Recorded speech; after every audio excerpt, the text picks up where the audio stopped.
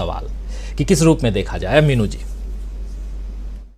जी राजीव जी, ये जो आज नीतीश कुमार आरजेडी के नेताओं, अपने नेताओं के साथ, वरिष्ठ नेताओं के साथ जो आज मुलाकात हुई है, ये एक बहुत सकारात्मक कदम है और एक उम्मीद बनाता है, जो कि पिछले दिनों, जो पिछले एक हफ्ते से बड़ा मायूसी का माहौल जो बन गया था, शरद पवार जी के एक उन्होंने वक्तव्य दिया था जेपीसी को लेकर, तो उसके बाद से जो आज ये हुआ है, उससे एक उम्मीद बंधी है कि अभी शुरुआत है, बहुत जल्दी है।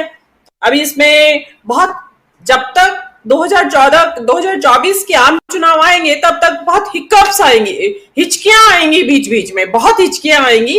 तो ये जैसे शरद पवार की हिचकियां आई, इसी तरीके से हिचकियां आएंगी, फिर रुक जाएंगी, फिर हिचकियां आएंगी। लेकिन इसमें कर्नाटक का जो चुनाव है वो एक बहुत महत्वपूर्ण रोल अदा करेगा। इसमें कांग्रेस की परफॉर्मेंस क्या रहती है, जो अभी बात हो रही है कि सभी लाइक माइंडेड पार्टी, एक विचारधारा वाली जो पार्टियां हैं वो साथ आएंगी।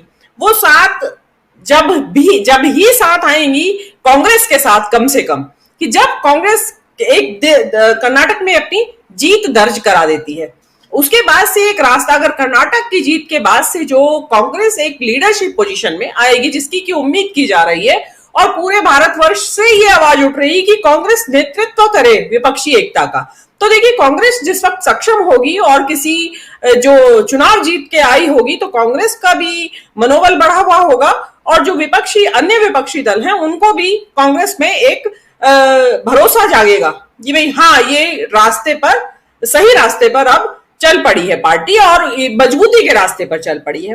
तो ये एक बहुत इंपॉर्टेंट इसका कदम है। देखिए आगे अब कौन कौन आता है, ये मैं अभी अगेन फिर यही कहूंगी कि कर्नाटक के बाद ही इसका मालूम पड़ेगा। अब ये जो रही बात, ये आपने अशोक गहलोत जी की बताई।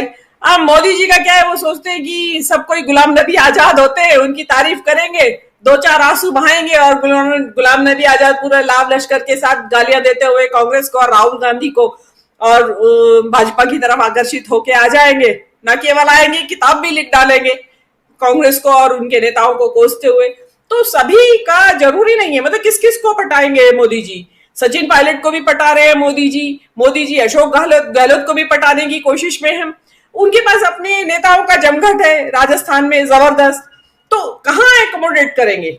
ये बात अलग है कि भाई आपकी तानाशाही है तो उसमें आप कुछ भी कर लेंगे, लेकिन सचिन पायलट और अशोक गहलोत दोनों को अगर आप ले जाते हैं तो यहाँ की लड़ाई अपने घर में ले जाओगे आप उठा के। भाई जो उनकी आपस में जो उनकी वाइब्स नहीं मिलती हैं, उनका आपस में समन्वय नहीं बैठता है अशोक गहलोत और सचिन पायलट का, तो मोदी जी किस वजह से उनके पीछे उनको पटाने में लगे हुए हैं कि भाई आओ हमारे यहाँ आ जाओ, तुम दोनों की जगह है। तो ये एक उनका क्या है कि वो एक अपना पासा फेंकते रहते हैं लूडो में कि 6 आ जाए किसी तरह से नंबर, वो आएगा या नहीं आएगा ये तो अभी समय बताएगा। लेकिन ये है कि इसमें मेरी एक सलाह है सचिन पायलट को। देखिए नेता है वो, बहुत काफी समय से सक्रिय राजनीति कर रहे हैं और बड़े सक्सेसफुल नेता भी रहे हैं, उसमें कांग्रेस ने भी पूरा कोई उनको प्रोत्साहन देने में कमी नहीं छोड़ी है। लेकिन इस वक्त जो कांग्रेस के पास देखिए देने के लिए कुछ नहीं है इस वक्त, ये सभी मानेंगे मेरी बात। तो अगर आप कांग्रेस के निष्ठावान सिपाही हैं तो आपका ये फर्ज बनता है कि मुश्किल समय में कुछ मिले या ना मिले, आप क्या दे सकते हैं पार्टी को, आप इस भावना के साथ कांग्रेस के साथ खड़े रहें और समय बदलेगा। अभी जो विपक्षी एकता की बात आज हुई है तो उसमें आगे डेफिनेटली ये मजबूत होने वाली है, तो ये चीज आपको सोचनी पड़ेगी। उसमें केवल एक सचिन पायलट ही नहीं, क्योंकि वो अभी उनका जिक्र इसलिए आ गया क्योंकि वो लेटेस्ट चर्चा में है, लेकिन मैं अन्य नेताओं के लिए भी यही बात कहना चाहती हूं कि आप भागेंगे यहां से छोड़ के, तो इसका मतलब आप एक तो लेबल लगा के ले जा रहे हैं अपने साथ में कि आप कुर्सी के लिए भाग रहे हैं, आपका विचारधारा से कोई लेना देना नहीं है। लेकिन इस वक्त जिस मुहाने पर खड़ा है वहां विचारधारा की बहुत जबरदस्त संघर्ष शुरू होने वाला है, जो हो चुका है। राहुल गांधी ने इसका रणभेरी बजा दी है विचारधारा के मुद्दे पे चुनाव लड़ने की। अब उसमें ये जो राहुल गांधी की सदस्यता समाप्त होने के बाद जितने भी विपक्षी दल है सबको समझ में आ गया है, सबके कान खड़े हो गए हैं कि वास्तव में विचारधारा के ऊपर ही लड़ाई लड़नी पड़ेगी। आप केवल क्षेत्रवाद या जातिवाद के ऊपर केवल लड़ाई नहीं लड़ सकते, वो भी एक सपोर्टिंग फैक्टर होंगे, लेकिन आपको विचारधारा की लड़ाई लड़नी पड़ेगी। देश का लोकतंत्र खतरे में है, देश की संस्थाएं खतरे में है, देश का संविधान खतरे में है। जी राजीव।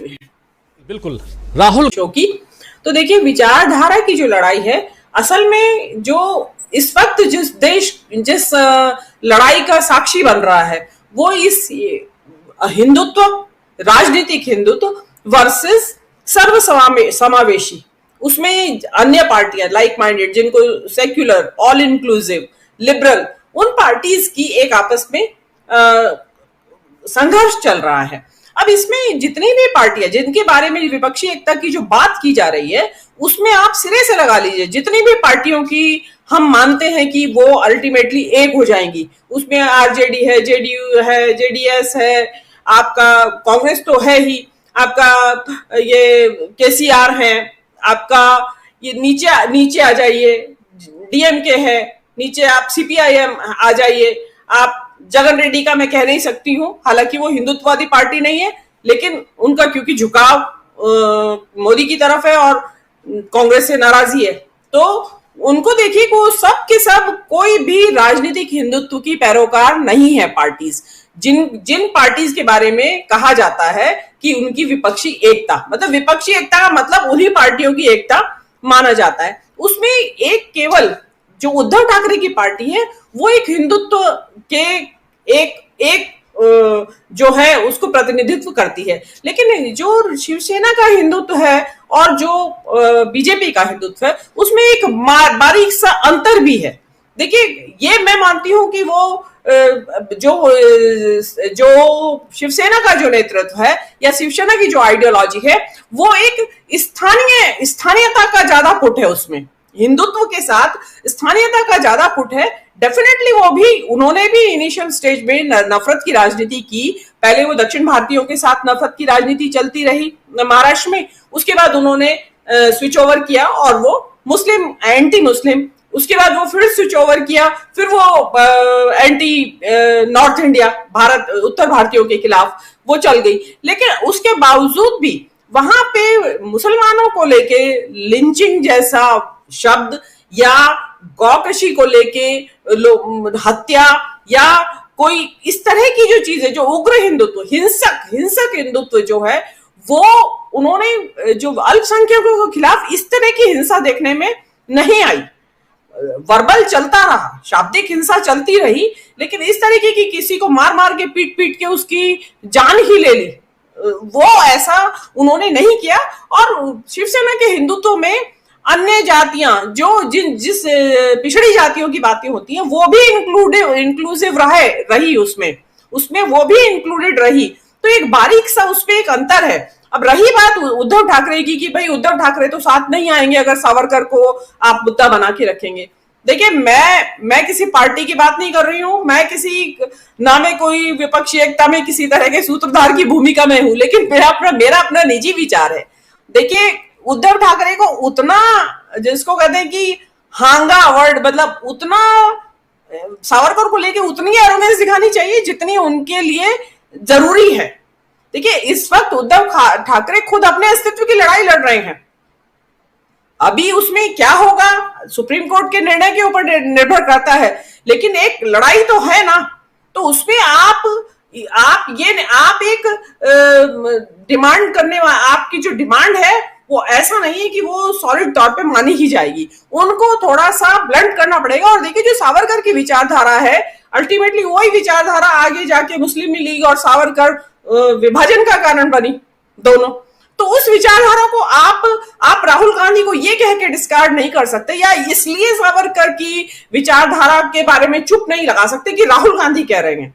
अरे भाई, राहुल गांधी जो कह रहे हैं वो सच बात कह रहे हैं। आप कहते हैं कि राजनीतिक जो चालाकी है, राजनीतिक जो समझदारी है, ये कहिए, वो ये कहती है कि भाई थोड़ा सा चुप लगा जाए, थोड़ा सा राहुल गांधी चुप लगा जाए, थोड़ा उद्धव ठाकरे चुप लगा जाए, लेकिन वो दोनों नहीं है।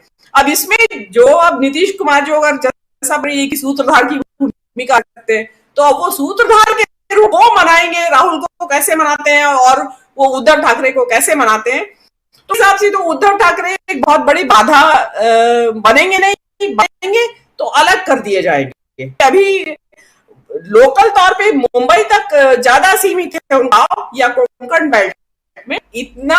मीनू जी आपका थोड़ा नेटवर्क डाउन है, इसलिए रोक रहा हूं आपको। हमारे साथ बिछ गई सियासी विसार, खेला जा रहा है सियासी खेल, जारी है वार पलटवार, शह और मात के खेल में बनाई जा रही है रणनीति। कौन पड़ेगा किस पर भारी, ये कभी भी सिर्फ hastachep.com पर अमलेंदु उपाध्याय के साथ।